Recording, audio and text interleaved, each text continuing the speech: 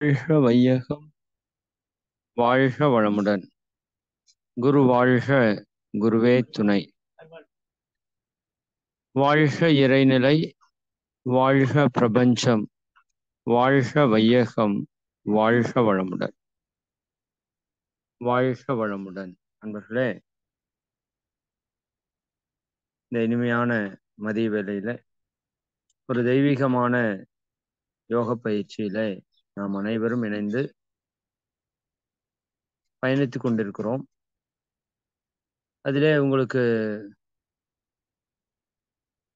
சில முக்கியமான சிந்தனைகள்ல இன்னைக்கு நாம பகிர்ந்து கொள்ள இருக்கிறது ஒரு அறிமுக உரை நாம் எவ்வாறு கொடுக்க வேண்டும் அப்படிங்கிறது. ஆக்சுவலா அது கொஞ்ச நாளுக்கு அப்புறம் உங்களுக்கு கொடுக்க வேண்டிய ஒரு சிந்தனை இருந்தாலும் இது ஒரு சிலர் உள்ள ஆசிரியர்கள் இருக்கிறாங்க, அவங்களுடைய வேண்டுகோளுக்கு இணங்க நம்ம இப்பவே அதை சிந்தனைக்கு எடுக்கிறோம். இது ரொம்ப ரொம்ப ஒரு முக்கியமான ஒரு ஒரு சிந்தனை. அதனால நீங்க நல்லா குறிப்பு எடுத்துக்கோங்க. இது உங்களுக்கு நிச்சயமா நீங்க ஒரு நல்ல பேராசிரியரா வருவதற்கு இந்த உரை நிச்சயமாக ஒரு சப்போர்ட் பண்ணும். சரிங்களா? ஏன்னா சில சிந்தனைகளுக்கு சப்ஜெக்ட் இருக்கு. அதாவது வாழ்த்தும் பயனும் அப்படின்னு சொன்னீங்கன்னா அதுக்கு ஒரு சப்ஜெக்ட் இருக்கு. அந்த சப்ஜெக்டை வச்சுட்டு நீங்க பேசிடலாம். வாழ்த்து என்றால் என்ன, சரிங்களா? அப்ப வாழ்த்துல இருக்கிற சிறப்புகள் என்ன, எதற்காக நம்ம வாழ்த்து சொல்லணும், இப்படி எல்லாம் நம்ம பேசிடலாம். அதே போல ஒரு எண்ணம் ஆராய்தலோ, எண்ணத்தின் சிறப்போ, இப்படி ஒவ்வொன்றுக்குமே ஒவ்வொரு விதமான கான்செப்ட் நேச்சரா இருக்கு. பட் இன்ட்ரோடக்ஷன் செஷனுக்கு ஒரு கான்செப்ட் நம்ம கிட்ட இல்லை. ஒவ்வொருத்தவங்களும் ஒவ்வொரு மாதிரி ஒரு அறிமுக உரையை கொடுக்கறத நான் பல இடங்கள்ல பார்த்துருக்கிறேன். அதாவது ஒரு ஒரு 50 ஆசிரியருடைய அறிமுக உரை எடுத்து பார்த்தீங்கன்னா அது 50 விதமான அறிமுக உரையாத்தான் இருக்கும். சரிங்களா? அப்ப அதையும் நாம ஒரு ஃபார்ம் பண்ணிக்கணும். அது நமக்கு ரொம்ப ரொம்ப இம்பார்ட்டன்ட். ஏன்னா நீங்க எந்த இடத்துக்கு போய் புது இடத்துல பேசினாலும் அங்க இந்த இன்ட்ரடக்ஷன் தான் எல்லாருமே கேட்பாங்க. நீங்க ஏதோ ஒரு இடத்துல போய் ஒரு ஸ்கூல்ல போய் பயிற்சி கொடுக்கற கேட்டாலும் ஃபர்ஸ்ட் ஒரு இன்ட்ரடக்ஷன் ப்ராப்பரா கொடுங்க அப்படின்னு சொல்லுவாங்க. அப்ப அந்த இன்ட்ரடக்ஷன் ஸ்பீச்லயே கணிச்சிருவாங்க நாம என்ன கொடுக்குறோம், நம்ம எப்படி கொடுக்குறோம் அப்படிங்கிறத அதுலயே தெளிவா கணிச்சிருவாங்க. நான் அடிக்கடி சொல்றது உண்டு, அந்த அறிமுக உரை சரியாக இருக்குமானால் அந்த நபர் நிச்சயமாக கடைசி வரைக்கும் நம்ம கூட வர்றதுக்கு வாய்ப்பு இருக்கு. அப்போ அந்த அறிமுக உரை டிஸ்டர்ப் ஆச்சு அப்படின்னா அவர் அன்றிலிருந்தே வராம போறதுக்கும் வாய்ப்பு இருக்கு. அப்போ அறிமுக உரைக்குள்ள வரக்கூடிய நபர்கள் எல்லாருமே வில்லிங்கோட வரமாட்டாங்க. இது ஒரு நல்ல மனசுல வச்சுக்கோங்க. அறிமுக உரைக்கு உள்ள வரக்கூடிய நபர்கள் எல்லாருமே ஆர்வத்தோட இந்த யோக பயிற்சி கத்துக்கணும்னு வரமாட்டாங்க. சிலர் சரி என்னன்னு போய் பார்க்கலான்ட்டு வருவாங்க. சிலர் வலுக்கட்டாயமாக அங்க அழைத்து இருக்க வாய்ப்பு இருக்கு. சரிதானுங்களா? இப்படி எல்லாம் பல்வேறு மனோநிலையில அங்க அன்பர்கள் அமர்ந்திருப்பாங்க. இப்ப அவர்களுக்குள்ளாக ஆன்மீகம் என்னால என்னன்னே தெரியாம இருக்கும். 99% அப்படித்தான் இருப்பாங்க. ஆன்மீகம்னா இந்த கோயில் குளம் பூஜை இதுதான் அவங்களுக்கு ஆன்மீகம்னு தெரியும். அப்ப அவர்களுக்குள்ள உண்மையான ஆன்மீகம் அப்படிங்கிறது என்ன, அதனுடைய முக்கியத்துவம் என்ன, அதை நாம் பெற்றால்தான் நம்முடைய வாழ்க்கை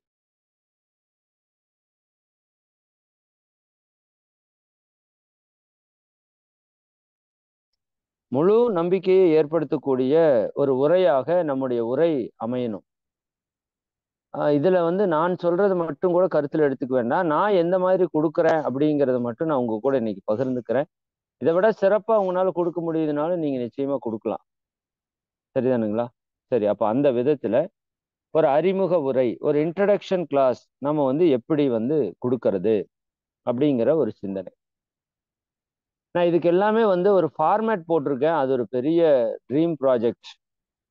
அதாவது ஒரு ஒரு ஒரு மனிதன் நம்ம கிட்ட வர்றான் அப்படின்னா அவனுக்கு முதல் நாள் நாம் இந்த ஆன்மீகத்தை தொடங்குற வார்த்தையிலிருந்து அவனுக்கு அந்த பிரம்மஞான பயிற்சி வரைக்கும் அந்த மொத்த சப்ஜெக்டையும் வந்து நம்ம வந்து ஒரு பவர் பாயிண்டா கிரியேட் பண்ணணும்னு ஒரு எண்ணம் இருக்கு.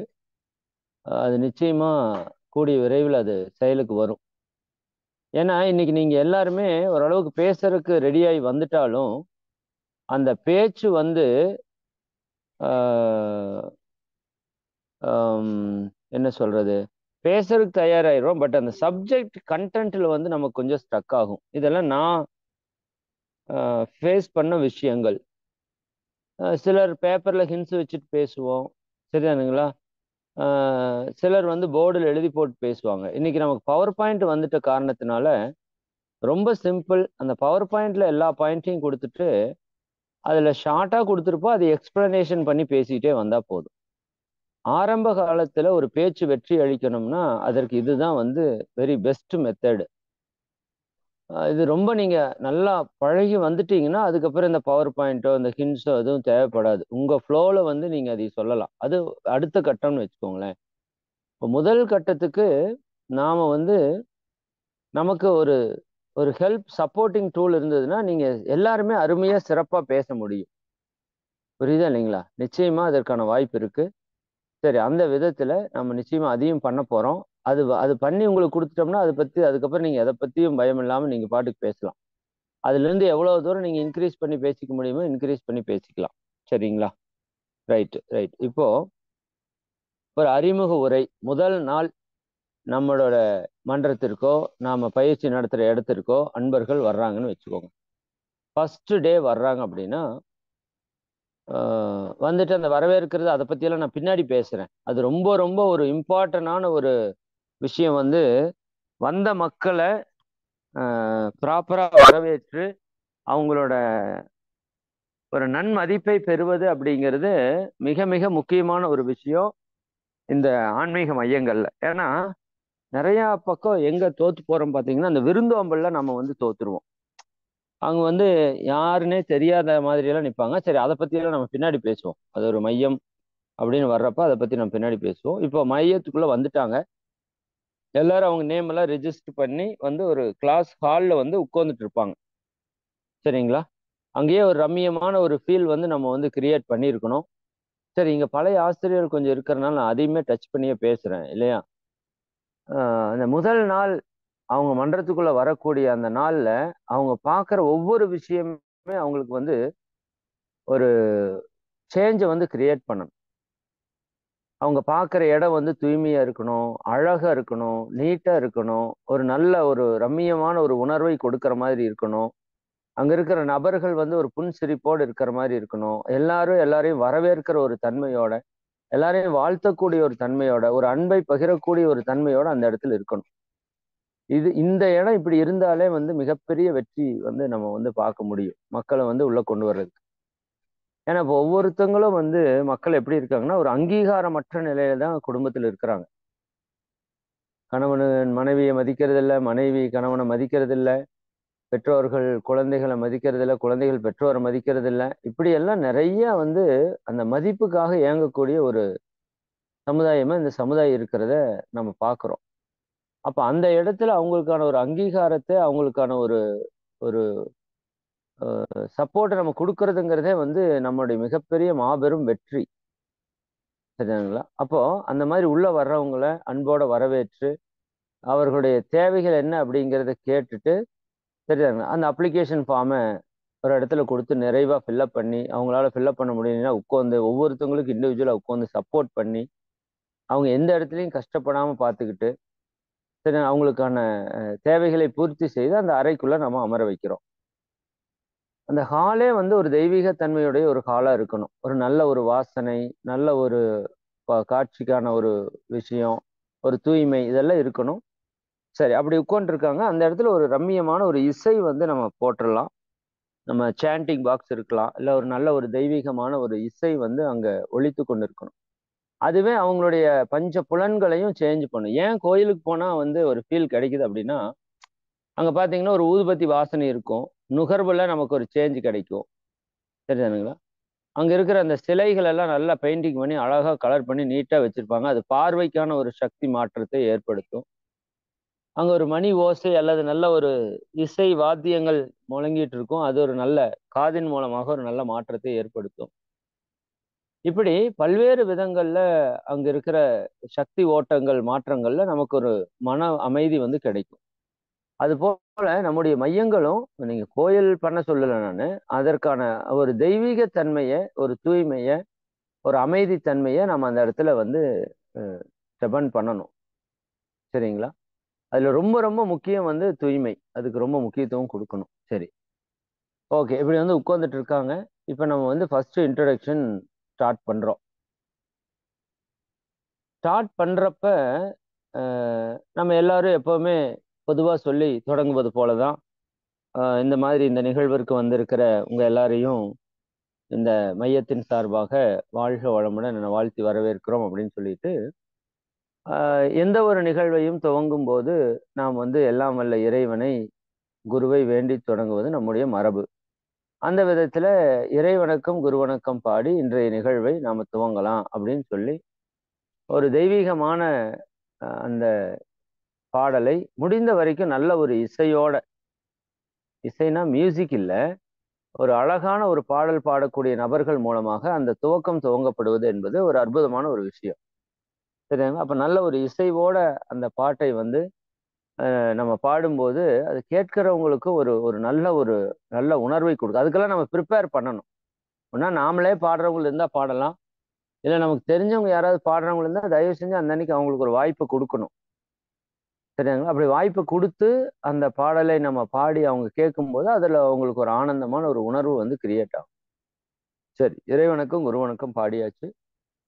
அதற்கு பிறகு அதற்கு பிறகு மிக முக்கியமான ஒரு விஷயம் என்னன்னா, அன்பர்களுடைய அறிமுகம், ஆசிரியருடைய அறிமுகம். இதுதான் ஃபர்ஸ்ட் விஷயம்.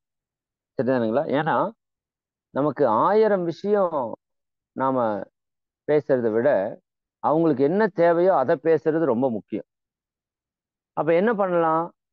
அந்த இடத்துல ஆசிரியர் நாமளா இருக்கிறப்ப, நாமளா செல்ஃபா இன்ட்ரோடியூஸ் ஆயிக்கலாம்.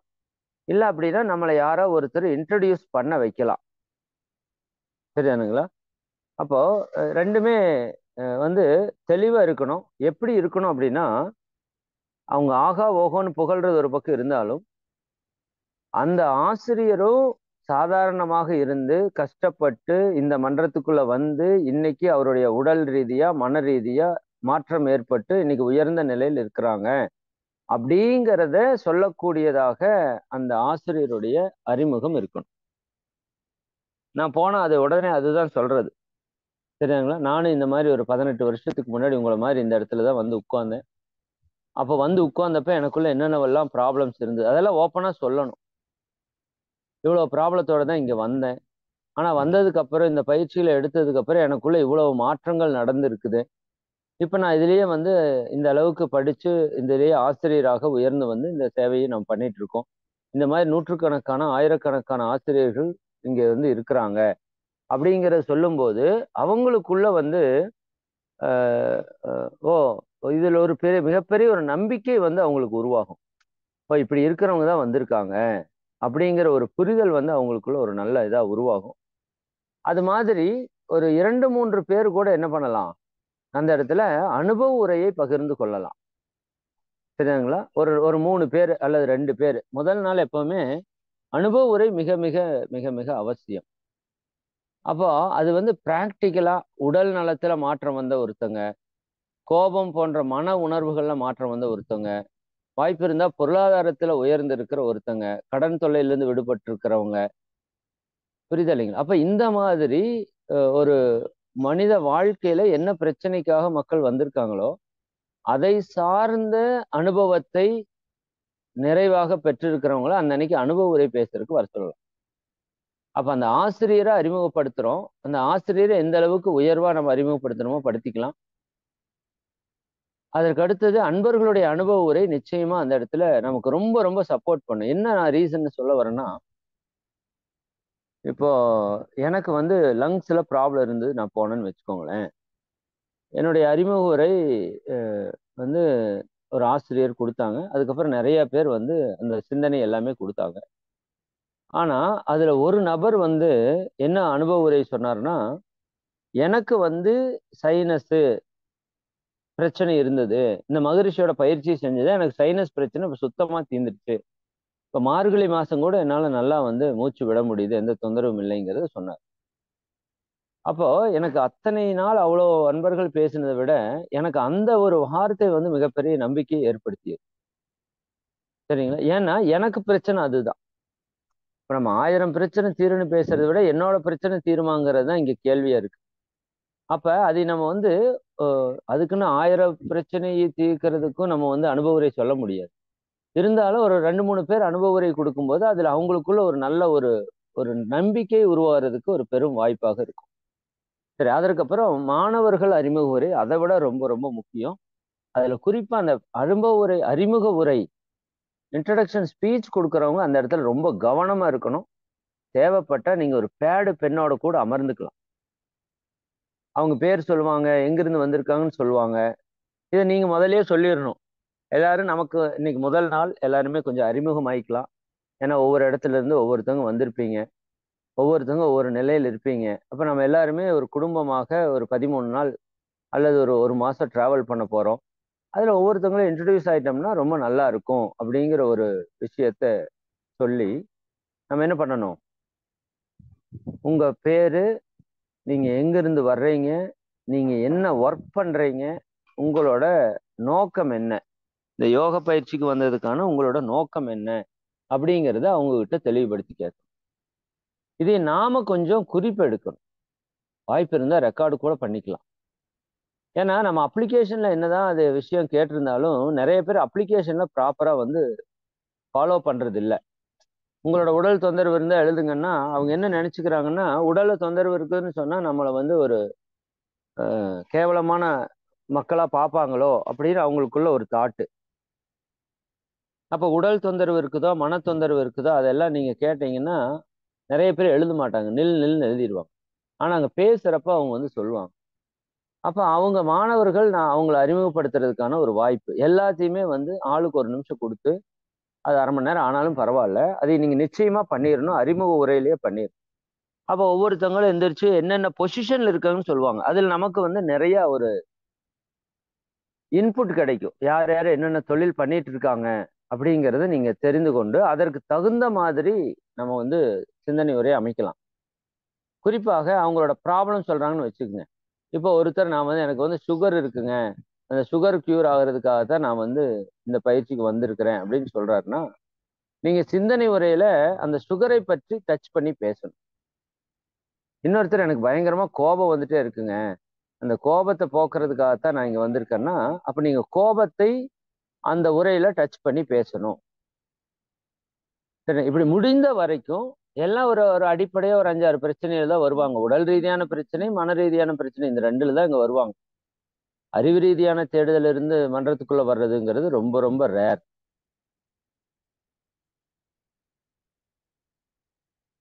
சரி, அப்படி வர்ற அன்பர்களிடம் அவங்களுடைய தேவைகளை அவங்க எங்கிருந்து எதுக்காக வந்திருக்காங்கங்கிறத நீங்க நோட் பண்ணிக்கணும். அது ஒரு பேட்ல கூட ஹின்ஸா நோட் பண்ணிட்டு, அதுக்கப்புறம் நம்ம அறிமுக உரையை தொடங்குறோம். சரிங்களா? இந்த அறிமுக உரை தொடக்கம் அப்படிங்கிறது very very important for us. நமக்கும் சரி, அவங்களுக்கும் சரி.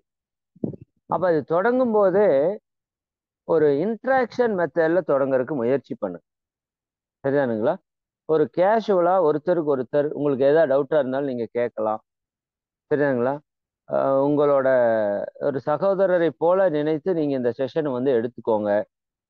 சரிதானுங்களா? இப்படி வந்து ஒரு பேச்சே வந்து தொடக்கமே வந்து ஒரு இணக்கமான ஒரு தொடக்கமாக இருக்கணும். ஏதோ நாம பட்டு பேசிட்டு போற மாதிரி, அவங்க கேட்டுட்டு போற மாதிரி அந்த உரை அமையக்கூடாது. குறிப்பா இன்ட்ரோடக்ஷன் அமையக்கூடாது. சரிங்களா?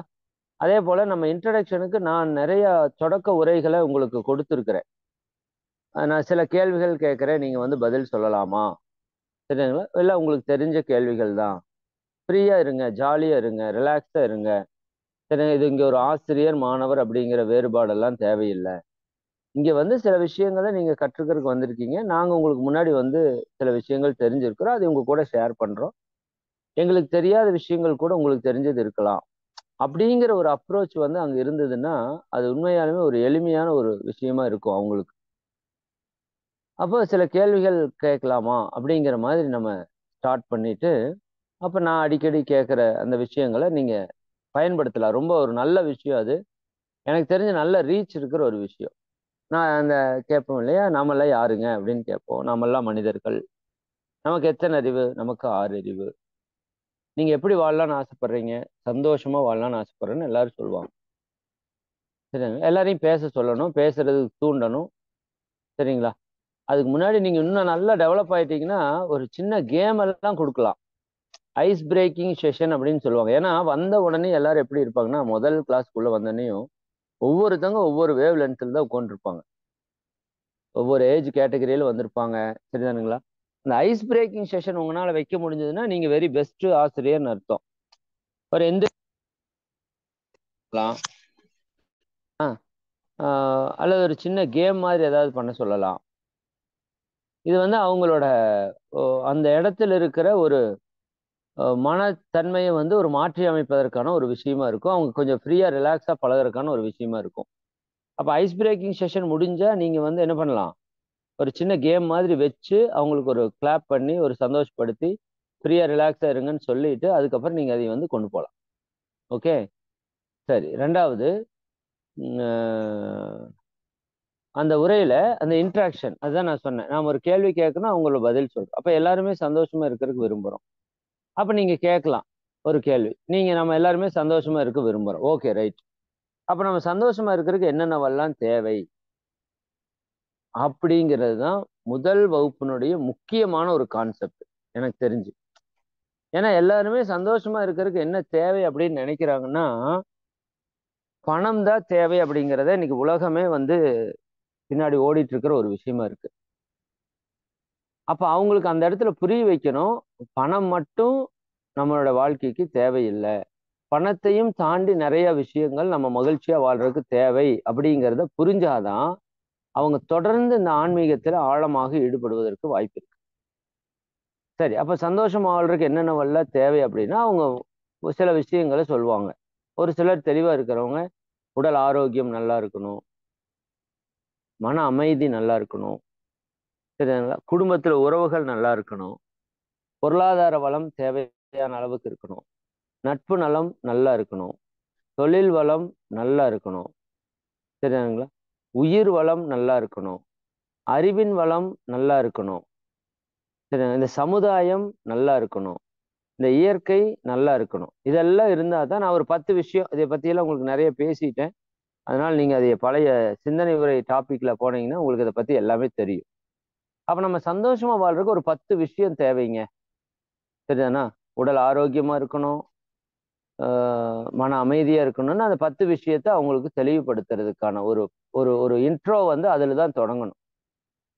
அதுக்கு முன்னாடி நம்ம அந்த மனிதர்களுக்கு 6 அறிவு, விலங்குகளுக்கு 5 அறிவு.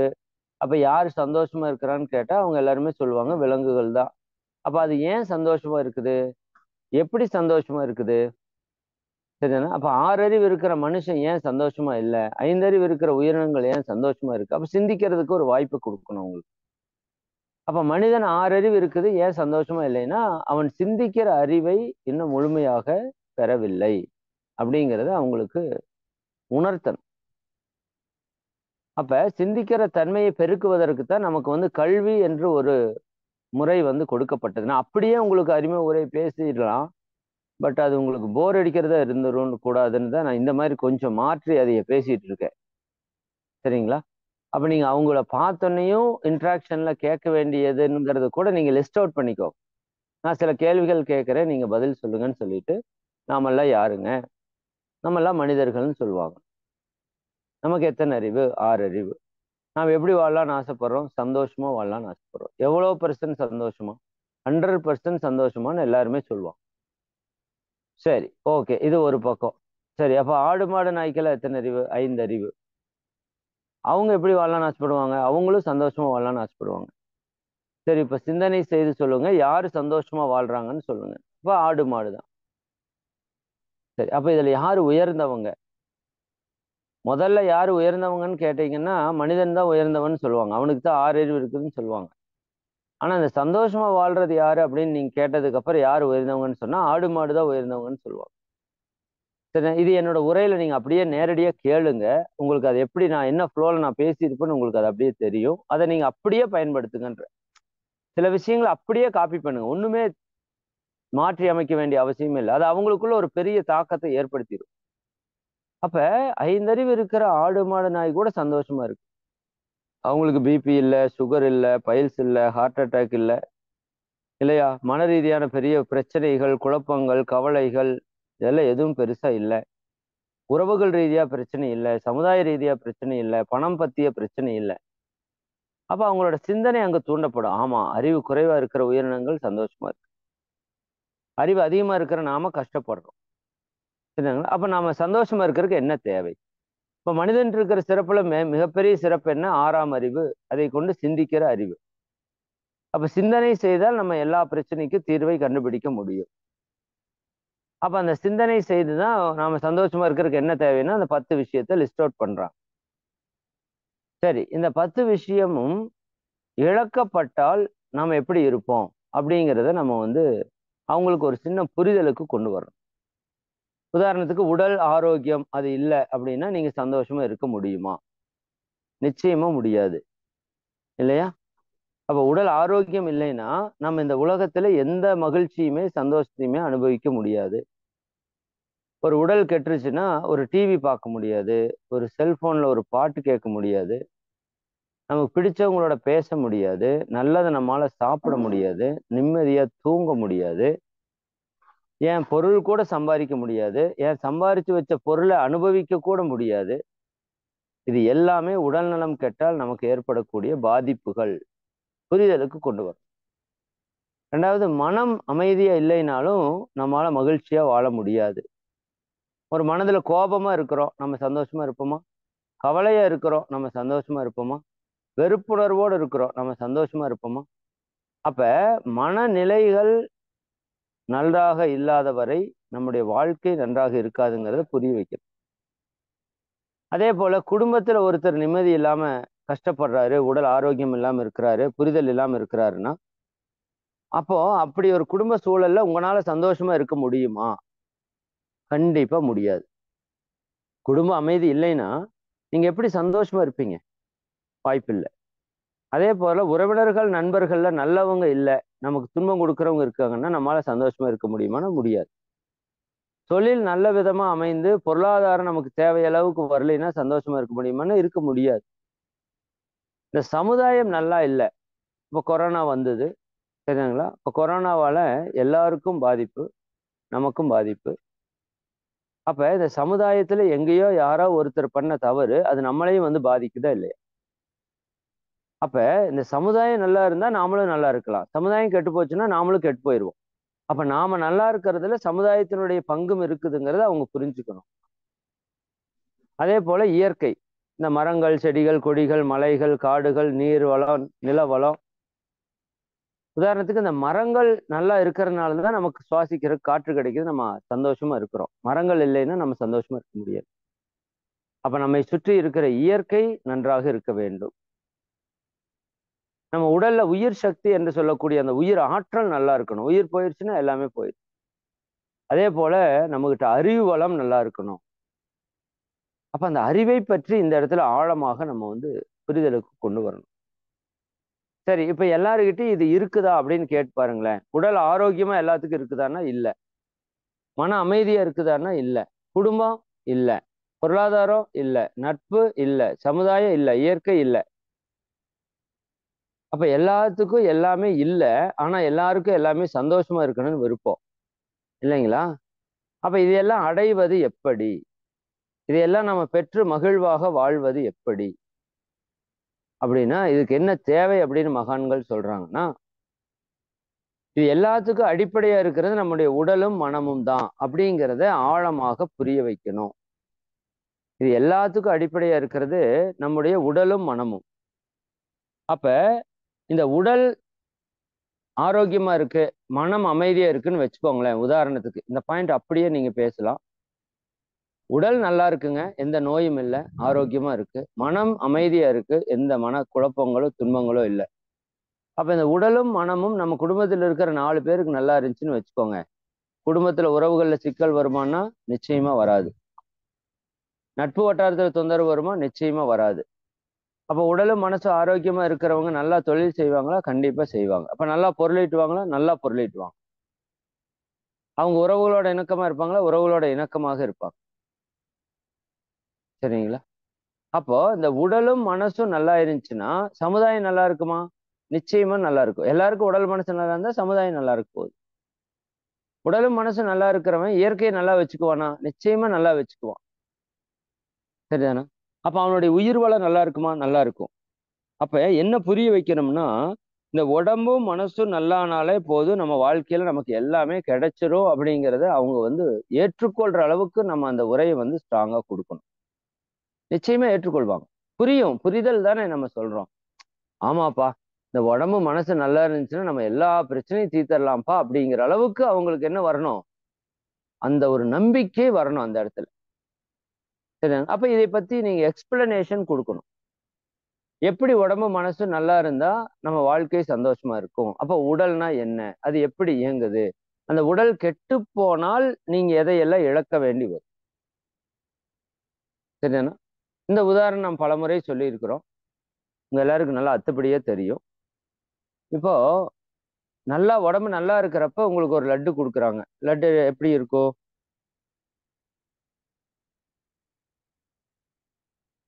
இனிப்பா இருக்குன்னு சொல்லுவாங்க. இதே உடல் நோய்வாய்ப்பட்டு காய்ச்சலா இருக்கிறப்ப நமக்கு ஒரு லட்டு குடுக்குறாங்க. அது எப்படி இருக்கும்? அது கசப்பா இருக்கும். அப்ப ஒரே லட்டு தான், ஒரு சர்க்கரையால் செய்யப்பட்ட ஒரே லட்டு தான். உங்க உடல் ஆரோக்கியமா இருக்கும்போது அந்த லட்டு இனிப்பாக இருக்கும். நம்ம உடல் கெட்டு போச்சுன்னா அதே லட்டு கசப்பா இருக்கும். அப்ப லட்டு இனிப்பா இருக்கணுமா, கசப்பா இருக்கணுமான்னு தீர்மானிக்கிறது லட்டு அல்ல, உங்களுடைய உடல். உங்களுடைய உடல் ஆரோக்கியமா இருந்தால் அந்த உணவு சந்தோஷமா இருக்குது. உங்க உடல் கெட்டிருந்தால் அந்த உணவே துக்கமாக மாறுகிறது. சரிங்களா? அப்ப சந்தோஷ துக்கத்திற்கு காரணம் உங்களுடைய உடல் தானே தவிர புறப்பொருட்கள் அல்லங்கிறத அவங்க புரிதலுக்கு கொண்டு வரணும். சரிங்களா? அதே போல இந்த உடல் கெட்டு விட்டது அப்படின்னா நாம் இந்த உலக இன்பங்கள் எதையுமே அனுபவிக்க முடியாது. ஒரு காய்ச்சல் வந்துருச்சு, கண்ணுல பார்க்கிற இன்பம், டிவி பார்க்க முடியுமா? செல்போன் பார்க்க முடியுமா? அல்லது வெளியே எங்கேயாவது சுற்றுலா போய் நம்மளால கண்குளிர பார்க்க முடியுமா? உடம்பு கெட்டு கிடக்குது, பார்க்க முடியாது. ஒரு நல்ல பாட்டை கேட்க முடியாது. ஒரு நல்ல வாசனையை நுகர முடியாது. ஒரு நல்ல உணவை சாப்பிட முடியாது. சரிங்களா? ஒரு நல்லா படுத்து தூங்க முடியாது. அப்ப உடல் நலம் கெட்டு போச்சுன்னா நம்ம வாழ்க்கையில எல்லா சந்தோஷத்தையுமே இழக்க வேண்டி வருங்கிற ஒரு புரிதல் அவர்களுக்குள்ள ஆழமாக அந்த அன்னைக்கு நிகழணும். ஆமா, உண்மைதான், நீங்க சொல்றது கரெக்டு தான். உடல் நலம் கெட்டுருச்சுன்னா கண்டிப்பா வாழ்க்கையில சந்தோஷமா இருக்க முடியாது. உலகத்துல எத்தனை கோடி கோடியா பணம் வச்சிருந்தாலும் உடம்பு கெட்டிருந்தா அந்த சந்தோஷம் போயிரும். அதனாலதான் நோயற்ற வாழ்வே குறைவற்ற செல்வம்னு நம்ம முன்னோர்கள் சொல்லியிருக்கிறாங்க. அப்ப நம்ம அந்த உடல் ஆரோக்கியத்தை பெருக்கணும். அப்போ முற்காலத்துல பாத்தீங்கன்னா உடல் ஆரோக்கியத்தை பெருக்கிறதுக்கு உடல் உழைப்பு இருந்தது. அன்னைக்கு எல்லா வேலையுமே நம்ம உடலால தான் உழைத்து தான் செய்தோம். அது கட்டிட தொழிலாகட்டும், ஒரு நெசவு தொழிலாகட்டும், ஒரு விவசாயம் ஆகட்டும், எல்லாமே கடுமையான உடல் உழைப்பு. பெண்களுக்கு கடுமையான உடல் உழைப்பு வீட்டுல. ஆட்டாங்கல் ஆட்டுறது, அம்மிக்கல் அரைக்கிறது, துவைக்கிறது, தண்ணி சேர்ந்துறது, சரி, இப்படி பல்வேறு விதமான உழைப்புகள் இருந்துட்டே இருந்தது. அப்ப அந்த உழைப்பு இருந்த வரைக்கும் நம்ம உடம்புல நோய் வரல. நம்ம தாத்தாவுக்கோ பாட்டிக்கோ பெரிதாக எந்த நோயும் வரல. அவங்களுக்கு கேன்சர்னா என்னன்னு தெரியாது, கர்ப்பப்பை எடுக்கிறதுனா என்னன்னு தெரியாது, ஓப்பன் ஹார்ட் சர்ஜரி என்ன தெரியாது, கிட்னி டிரான்ஸ்பிளான்ட் பண்றதுன்னா தெரியாது. ஏன்னா அவங்க உடல் உழைப்பு நல்லா இருந்தது, ஆரோக்கியமா இருந்தாங்க, 100 வயசு வாழ்ந்து இயற்கை மரணத்தை அடைந்தாங்க. ஆனா இன்னைக்கு உடல் உழைப்பு அப்படிங்கிறது சுத்தமா இல்லாம போச்சு. சரிங்களா? எல்லாவற்றிற்கும் மிஷினை கண்டுபிடிச்சிட்டோம். சுவிட்சை போட்டா அது பாட்டுக்கு அது வேலையை செய்யறங்கிற மாதிரி ஆயிப்போச்சு. அப்போ உடல் உழைப்பு குறைய குறைய குறைய குறைய நம்ம உடல்ல கழிவுகள் தேங்கறதுக்கு ஆரம்பிச்சு நோயாக மாறும். சரிங்களா? அப்ப இந்த உடல் நலத்தோட இம்பார்ட்டன்ஸை இன்னும் பல்வேறு விதத்தில் நீங்க எப்படி எல்லாம் சொல்ல முடியுமோ சொல்லலாம். நான் காலம் கருதி ஷார்ட்டா முடிக்கிறேன். ரெண்டாவது, மன அமைதியுடைய முக்கியத்துவம் என்ன? சரி, நேரம் என்னாச்சு? 32 ஆச்சு. நான் அடுத்த வகுப்புல உங்களுக்கு வந்து இதை பற்றி கண்டினியூ பண்றேன். அதுல முக்கியமா அந்த மனதை பற்றி நீங்க ஆழமா பேசி புரிய வச்சிடணும். அதே சமயம் இந்த 2க்கு அடிப்படையா இருக்கிற அறிவை பற்றி நல்லா பேசி புரிய வச்சிடணும். அப்ப இந்த பயிற்சியில நாம என்ன கத்துக்க போறோம் அப்படிங்கிறத தெளிவுபட அவங்களுக்கு சொல்லணும். இந்த 13 நாளோ 15 நாளோ 1 மாதமோ 6 மாதமோ அந்த பயிற்சியில நம்ம என்னென்னவெல்லாம் கற்றுக்க போறோம் அப்படிங்கிறத ஃபர்ஸ்ட் இன்ட்ரடக்ஷன்லயே கொடுக்கணும். இப்போ உடல் ஆரோக்கியமா இருப்பதற்கான உடற்பயிற்சி கூடவே 5 அளவுமுறை என்று சொல்லக்கூடிய ஒரு மிகப்பெரிய ஒரு அற்புதமான ஒரு சிந்தனை, மன அமைதிக்கான தியான பயிற்சிகள், 2 அல்லது 3 விதமான தியானங்கள் உங்களுக்கு கொடுக்க போறோம். உயிரை வளர்ப்படுத்திக் கொள்வதற்கான சித்தர்களுடைய காயகல்ப பயிற்சி, அதுபோக நிறைய வாழ்க்கைக்கான தத்துவங்கள், இது எல்லாமே வந்து இணைந்துதான் இந்த பயிற்சியில் நம்ம வந்து கொடுக்க போறோம் அப்படிங்கிறது தெளிவா அவருக்கு தெரியணும். சரிங்களா? சரி, நம்ம அடுத்த வகுப்புல இதனோட கண்டினியூவேஷன், அறிமுக உரை எப்படி கொடுக்கணுங்கிறதனுடைய கண்டினியூவேஷனை நான் அடுத்த உரையில உங்களுக்கு வந்து கொண்டு வந்து கொடுக்குறேன். சரி, மிக்க மகிழ்ச்சி. அப்ப இந்த அளவுக்கு நாம இன்றைய சிந்தனை வந்து நிறைவு செய்ய இருக்கிறோம். உங்க எல்லாரையும் வாழ்த்தி நிறைவு செய்யலாம். எல்லாரும் தியான நிலைக்கு வந்துருங்க.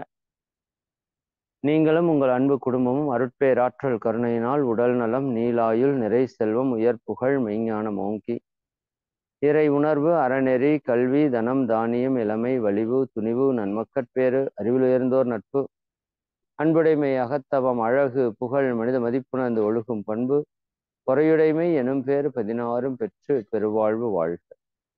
வாழ்க வளமுடன், வாழ்க வளமுடன், வாழ்க வளமுடன். மிக்க மகிழ்ச்சி. அன்பர்கள் அனைவருக்கும் நன்றி. அன்பர்களே, சில முக்கிய அறிவிப்புகள் மட்டும்.